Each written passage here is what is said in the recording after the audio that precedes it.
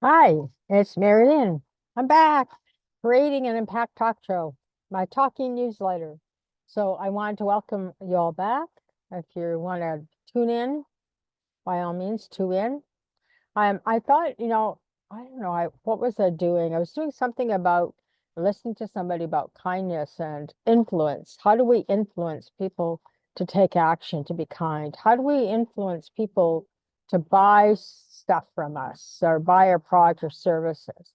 How do we influence them to say yes? How do we influence people to say, yeah, I want to know more about you. Yes, I want to be more involved with the project you're doing. So how do we influence people? And that was sort of my kind of the talk that I wanted to talk about today is influence. You create an impact, and then how do you get your message out there? So I got to itch my nose. So how do the we create our product in our business or we create a movement? How do we get from creating it to influencing people to take action? Whether it's the movement of your business or movement of kindness. My big thing is about kindness. So how do I get people to influence? Hmm. I guess, when I first started in 2020 about kindness in the workplace. I started with doing conferences. That's how I got everybody to know more about kindness and what impact it made. And I had speakers talk about how it created impact on their life and their business. And a lot of people that use kindness in their business use it because they know there's a benefit for them and their customer. So anyway, I was just, like I said, I was just kind of reading something, listening to something about how to start and uh, how do you influence people? And then I thought, hey, kindness. How do we influence people to be kind? So I don't know. What do we do? We could talk to people. We can educate them about it. We can reach out, do community outreach. There's lots of different things. It's like people who want to help the unhoused or the disenfranchised, I call them. They create packages of soap and washcloths, blah, blah, blah, and they hand it out to people. Well, that's one thing, but do the people really want it? It's like you have to, when you look at creating a movement or your business, you have to think about, does your customer really want it? And do people really want kindness? I guess that's the question. I guess for me, I realized that when I first started my company is that um, I had a lot of crappy bosses, and I'm sure we've all had them one time or another, where we would just like to say, "Wow, you need some kindness education, or civility, or is rudeness working for you in your business?" So anyway, so I was like I said, I was just sorry, my water dropped over. Um, so I was just thinking about that topic. So what would it influence you to be kinder? What would you need? What message would you need to hear to be kinder? What message would help you to embrace more kindness at work? What would that look like for you? So anyway, I thought I would just show a couple of videos of people who started movements. And this one guy, I've always kind of admired him, but I never knew who he was until I started looking on YouTube. And so I'm going to share my screen and play the video. Um, I haven't heard really his story of why he got it started, but I thought I would like to share it with you. So just hang on. Share my screen. Oh, there. There we go. So it's a YouTube show, but I think we'll all enjoy it. We'll all learn something from him. In working class cafes in Naples, Italy, where you could buy a cup of coffee as a gesture of goodwill or a means of paying it forward. It can be a cup of warmth for a homeless person or a cup of hope for someone well-to-do, but perhaps a little bit down in their luck. We have over 20 volunteers and over 2,000 cafes in 34 different countries throughout the world actively promoting the movement. We have a following of over 300,000 people across all our social media platforms. We have an average weekly reach of 1.5 million people, and directly or indirectly, we've touched the lives of millions. For the first year and a half of running the movement, I really struggled. I struggled to put food on the table at home. I struggled to keep the light on in my house. But most of all, I struggled to be kind to myself.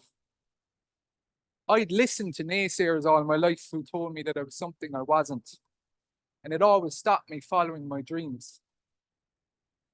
About a year and a half into the movement, even though I was struggling, people were messaging us on a daily basis and emailing us saying that we were completely changing the way they were thinking, that they were going out into their communities and performing purposeful acts of kindness as a result of the message that we were portraying or putting out there.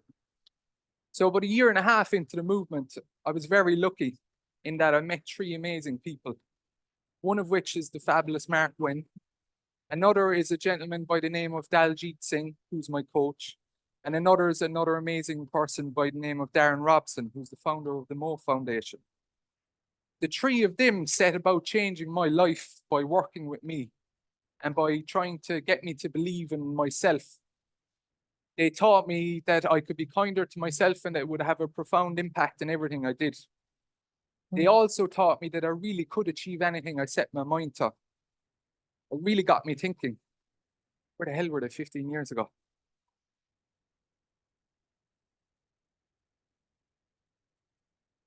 As a result of this, and as a result of my entire journey, I've learned that there's three core ingredients to impactful kindness that if you incorporate into your life, it's going to have a massive impact in all and everything you do, but it also in people's lives or in other people who you may never even meet.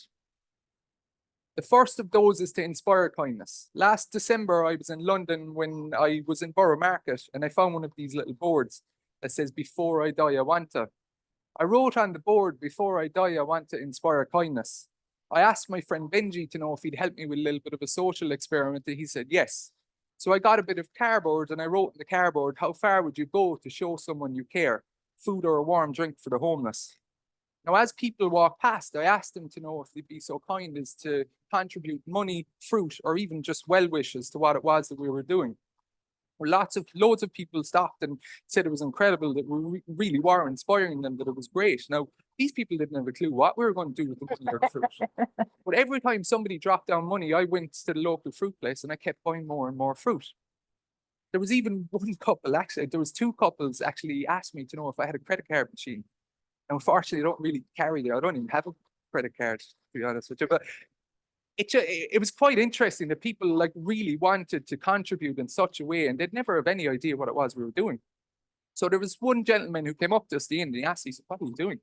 I said, "My name is John." I said, "I'm the founder of a social movement." I said, "I'm trying to inspire kindness." Told him a little bit about my own story and what it was we were trying to do. He listened intently. And after about 5 minutes, he turned to my friend Benji and he said, "I've no clue what he's saying with that Irish accent. But here's the price of 2 cups of coffee." Mark Twain says, "Kindness is the language which the deaf can hear and the blind can see.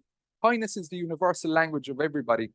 If you put two people from different cultures or different backgrounds into a room and ask them to connect, the most purposeful, simple way they can do it is through kindness." My next core ingredient is to share kindness. So I strongly believe that we need to share all of these good deeds. You'd probably get a better angle of me from over here if you'd like. But so the idea is to share kindness. And it really is, because you've no idea how far that ripple will go. You've just no idea. And there's a really good story that I like to tell people about that happened to me recently. Last October, before I came to Guernsey, I was walking through my city where I saw a young lady who was homeless. Now I stopped and I asked her to know, would it be okay if I bought her something to eat, to which she kindly accepted. I went and I got her something to eat, and when I returned with the food, I asked to know, would it be okay if I sat down and spoke to her, which again she kindly accepted. She shared a little of her own story with me, some of her trials and tribulations, and she told me that she felt invisible to the world. She also told me that she had 3 children aged 6, 4, and 2. We talked a lot more about other things, but before I left, I said to her, I said, I've no idea what the future holds for you. I said, but you're a human being of worth. I said, I see your value. I said, you are important, no matter how invisible you feel. I told her that she was. Now, I left her that day thinking I'd never again hear or see of that young lady. I went home that night and I told my 4 children all about the story because I believe it's really important to share it with your children, especially. They told me they were proud of me. 3 of them actually cried at the time when I told them. But as a result of me telling them that story, they told their friends. Now, my own son, Josh, told his best friend, who's pictured here, but his name is Isaac. Now, the following Christmas, Isaac was walking through Cork City with his mother when they saw a young lady who was homeless. Now, Isaac asked his mother to know would it be okay if they bought that lady something to eat or drink. His mother said, of course. So they went approached the young lady and asked her to know would it be okay to buy her a drink or something to eat. Again, she kindly accepted. Now, Isaac asked the lady to know if she had any children, to which she remarked, I have 3 children aged 6, 4, and 2. Now, Isaac asked her to know if Santa Claus would be coming to visit those children that Christmas. And she replied, I'm afraid not. Santa Claus isn't going to be able to find us because we don't have a home. So Isaac and his mother left to get that lady some food. And after they left, Isaac turned to his mother and he asked her to know would it be okay if he spent his pocket money, which he'd been saving for months previously, to buy gifts on that lady's children, because he wanted those children to have the gift of Christmas. His mother said, are you sure? If you're sure, of course. Isaac, he said, yeah, of course I'm sure. I want to do this. So they bought presents for him and returned to the lady and gave her the food. Now, Isaac handed over the gifts to the lady and she just broke down crying. His mother, Imelda, remarked that she'd never in her life experienced gratitude quite like it. She said the lady kissed their hand and thanked them in the most profound way she'd ever experienced. Now, that would never have happened if I hadn't have shared the story with my children, who in turn shared it with their friends. That story went on to make national news. He ended up on the national broadcaster and it was seen by millions of people. And it inspired so many people to do purposeful acts of kindness, not just in my community, but in communities all over the world. So, which brings me to my last core ingredient: be kind to yourself. So it's something a lot of people struggle with. Even me personally, I struggle with it an awful lot. But people need to do more of what makes them happy. This is my son Alex. Picking his nose makes him happy. So it's really important that you do what makes you happy. I fundamentally believe that if people did more of what made them happy, that it would have a massive impact on poverty, on general wellness, and also mental health. Mm-hmm. So I'm fascinated by what makes people happy. I've probably asked a lot of you in the room about what makes you happy. I always ask everyone who'll speak to me, I say, what makes you happy? I ask my mother what makes her happy. She says, a cup of tea. I asked my dad what makes him happy. He says the son who pays him back the €500 he owes him in 3 years. I asked my wife what makes her happy, and it takes her a while to answer, but when she does, she kind of barks and says, not being woken at 3:30 in the morning, answering stupid questions. So I met a young man in my town recently, and I realized he should have been in school at the time. So I decided to see if I could find out what made him happy. So I approached him and I said, hi, how are you? And he said, hi, John. And I said, why aren't you in school? To which he replied, I couldn't be bothered listening to the teachers. He said, they're wrecking my head. I said, okay. I said, where do you think that's going to get you in life? He said, well, I don't really care. He said, I'm going to join in the army. I said, oh. And he said, yeah. He said, since a young boy, I've always known that I wanted to join the army. So I said, that's great. You know what it is that you want to do? And he said, yeah. He said, I want to shoot people. And I said, have you ever told anyone this? And he said, no. He said, if I told them, they're not going to let me into the army. So I said, what is it about people that makes you want to shoot them? And he said, well, I just want to shoot them. I said, okay, how would you feel if you came home tomorrow and somebody shot a member of your family? To which he replied, oh, I'd go and I'd find them and I'd shoot them. And I said, no. I said, how would you feel? And he said, well, obviously I'd be upset. And I said, yeah. I said, how do you think the person would feel whose family you would shoot? I said, how do you think the family would feel? He said, oh, I wouldn't shoot one of them. And I said, well, everybody's somebody's brother, mother, son, daughter. Everybody's somebody. He said, well, look, to be honest, I said, I kind of want to shoot bad guys. I said, right, bad guys. What is it about bad guys that makes you want to shoot them? And he said, well, he said, they're murdering people.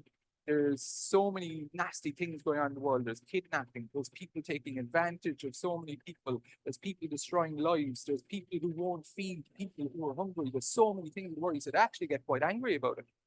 I said, okay. So yeah, I said, do you know, actually, it doesn't really sound like you want to shoot people. He said, how doesn't it? I said, well, to me, it sounds like you want to save lives. To me, it sounds like you want to be a hero. To me, it sounds like the last thing you want to do is to shoot anyone. And he remarked, his jaw dropped a little bit. He said, it's not about telling anyone I'm a hero. I said, no, it's not about telling anyone. It's the words you're using. I said, if you do what it is you want to do, the last thing you're going to do is to take another human being's life. And he said, do you know what, John? I never thought about it like that. He thanked me and he said, I'm going to return to school now. But before he did, I said, if you really want to be somebody who saves lives and have an impact and to save the sacred human life that it is you want to protect, I said, you need to be kind to yourself with your words, with your actions. Which brings me to the end of my talk. I'm probably going to surprise a couple of people in that I'm going to finish my talk a little bit early. And I'll tell you why in a minute. But before I do, I'd like everybody to take out their phones. When the talk is over, what I want you to do is I want you to tag, text, or tweet 3 people. One of those you must choose in the next few minutes. And I want you to ask them to meet you for a coffee. This can be somebody in your community, an elderly neighbor. It can also be a sister or a brother who lives in the other side of the world, because you can have one virtually. You can have one over the phone, on Skype, or whatever. So I want you to choose 3 people. And I want you to spend that little bit of time telling them about some of the stories that you've heard today, but also asking them, how are they? And to ask them what's going on in their life. Now, I want you to actively listen when you have that conversation. Because when we give the gift of listening to others, it truly is the greatest gift you can give anyone. Now, as Mark Wynn has taught me, that if you really want something, just go for it. So I've actually chosen my 3 people that I'm going to ask to meet me for a coffee. Now, the chances of me being successful are probably quite small, but you never know. The first of those is a gentleman by the name of Niall Breslin. He's a real advocate for mental health in Ireland. He's a celebrity and a singer, among many other things. He's really passionate about mental health in Ireland because we're being devastated with suicide, as many other countries are. So he's the first. The second one of those is the fabulous Ed Sheeran. Now, my daughter had a little bit of a hand in me picking him, but it's also because he's such an amazing human being. I've heard some of the things he's done, and it truly is incredible. And the last of those is one of my goals that I set myself at the very beginning of this movement. Meet a lovely lady by the name of Ellen DeGeneres, as I like to call her. Now, Ellen has such an influence, not just in America, but across the entire world. Now, I want to see if collectively I can get these people to help share the kindness and to share the gift of listening in their communities, because it truly is remarkable what can happen. It won't just inspire people, it can actually save a life. Now, that's a pretty bold statement. Everybody in this room, hands up who's had somebody be mean to them. Hands up who's had someone be kind to them. Being kind to people really is the most incredible gift you can give. I wouldn't be standing here if it wasn't for the kindness of a lot of people, one of which is over there. And I really mean it when I say that it truly has the potential to save a life. I knew it would. Really. So I'm gifting all of you the remaining 1 minute and 43 seconds of my time to text that first person and to see how far that gift of kindness and that gift of listening can go. Thank you all for listening. Mm.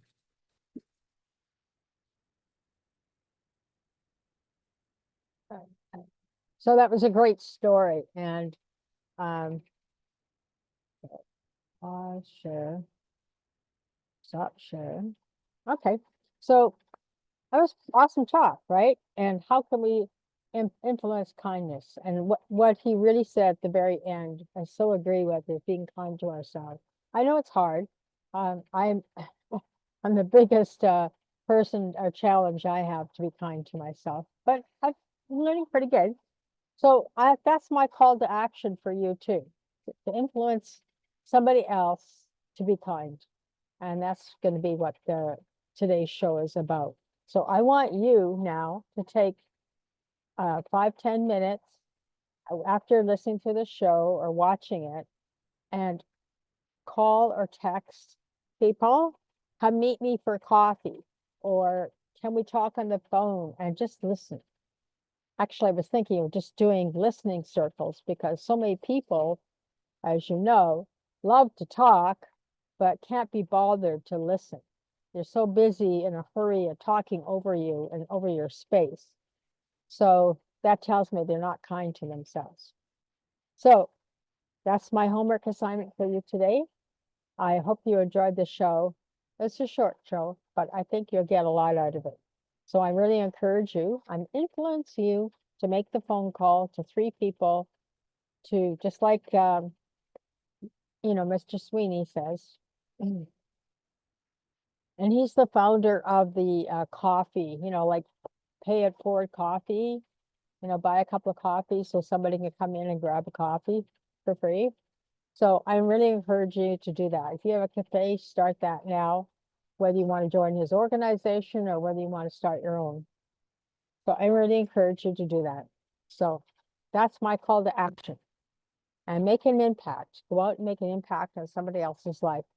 And in return, you're going to get the greatest gift of kindness. Thank you so much for joining me today. And on May 6th, I will have Nadine Hack on my show, and we'll be talking about what's happening with her globally, and maybe we'll sprinkle some kindness in there as well. So take care. Thank you, and thanks for listening and sharing the call. We'll talk. Okay, bye-bye.